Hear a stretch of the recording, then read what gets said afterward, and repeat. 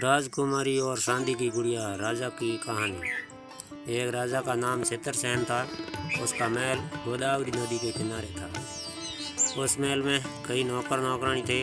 उन नौकरों में एक का नाम था जो राजसी की सेवा करता था। राजकुमारी का नाम नंदिनी था। वह उतनी ही सुंदर थी जितनी की अकड़ू भी थी। एक दिन की बात है, प्रातःकाल का समय था। नंदिनी महल के साथ लगे बाग में से फूल टूट गए।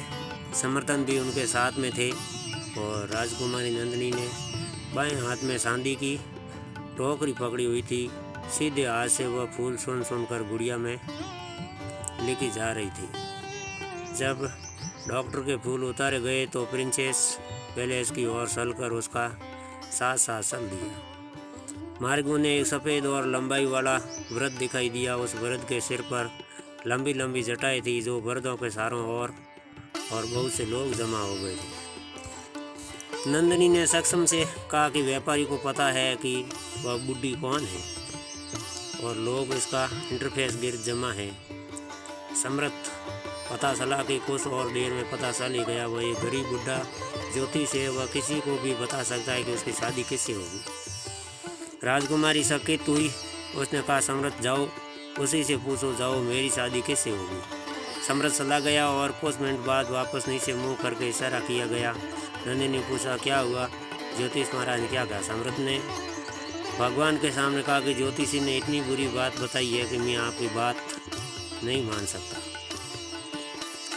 प्रिंसेस ने क्रूर स्टार से कहा कि मजबूत वाला ज्योतिष ने ऐसी बात कही कि मैं उसे जबान पर नहीं ला सकता। रानी नंदिनी का गुस्सा, नंदिनी का पारा सट गया कि यह मेरा आज्ञाकारी है। समृद्ध ने कहा कि आपकी आज्ञा है तो बताता हूँ। ज्योतिष ने कहा कि आपकी शादी मेरी होगी, अर्थात राजकुमारी नंदिनी का विवाह समृद्ध से होगा। बदतमीज नंदिनी को गुस्सा आ गया और ऐसी बात कहकर यूँ तो एडवेंचर करते हैं कैसे। इतना ही कहते कहते राजकुमारी फूलों से भरी चांदी की टोकरी के सारे दे मारी। फिर मुंह फेर कर पैर पटकती हुई राजमहल को चुरा लिया। चांदी के डोकलाम के टुकड़ों के साथ मजबूत के मस्तक पर घाव हो गया और लहू की परिस्थिति ने उसे भी नाराज कर दिया। कहा, राजकुमारी होगी तो अपने घर की होगी। मन में इतना बांध कर वह अपना सामान बांध कर दूसरे देश की ओर चल पड़ी। सशक्त का रूट के अंतिम देश चले जाना। कई दिनों की पैदल यात्रा के बाद वह एक निर्यातक के नगर में पहुंच संभव है। वहां उसने एक सेठ के यहाँ नौकरी कर ली। परिश्रम और ईमानदारी से खुश होकर सेठ ने उन्हें अपना सहायक बनाया। जैसे कुछ दिन बाद वहां के राजा का स्वर्गवास हो गया था। नीति के लोग नए राजा की मूर्ति के लिए एक साथ आए। वहां उनके राजकुमार और अमीर साहूकार है।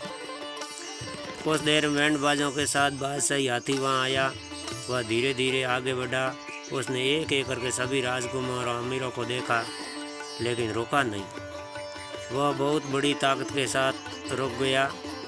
उन्होंने गले में पुष्पमाला पहनाकर लोगों ने राजा की जय जयकार उठाई। उस देश में वस्त्र और ज्वारा से जुड़े आभूषणों को सहारा दिया गया कि बाजे गाजे के साथ उसका मार्स मार्स उनके जय घोष से पृथ्वी आकाश गूंज उठा।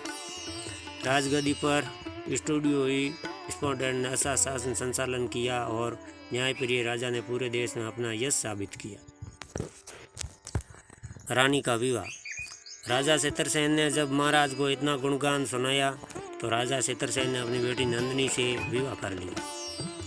महाराज समृद्ध नंदिनी की डोली लेकर अपने महल में रात को जब दोनों की तस्वीरें सामने बैठी तो नंदिनी ने पूछा कि ये शॉट का निशान कैसा है? समृद्ध का यह निशान मेरे मान भाग्य की निशानी है।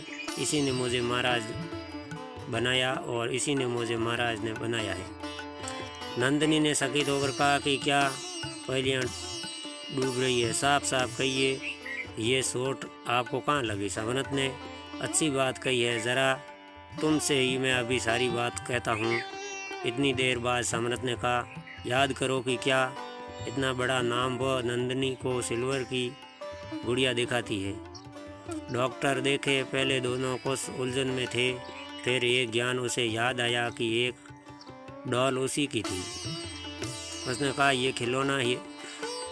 वो तो मेरी नंदिनी ने ध्यान की ओर ध्यान आकर्षित करते हुए देखा कि दोनों ने एक दूसरे को पहचान लिया। राजा की कहानी हिंदी में। ये राजा की रानी की कहानी आपको कैसी लगी मुझे कमेंट में ज़रूर बताना। और मेरे चैनल पर नए है तो चैनल की सदस्यता लेकर घंटे का बटन ज़रूर दबा देना, तो आने वाली वीडियो की नोटिफिकेशन आपको सबसे पहले मिलेगी। मिलेंगे एक और नई कहानी।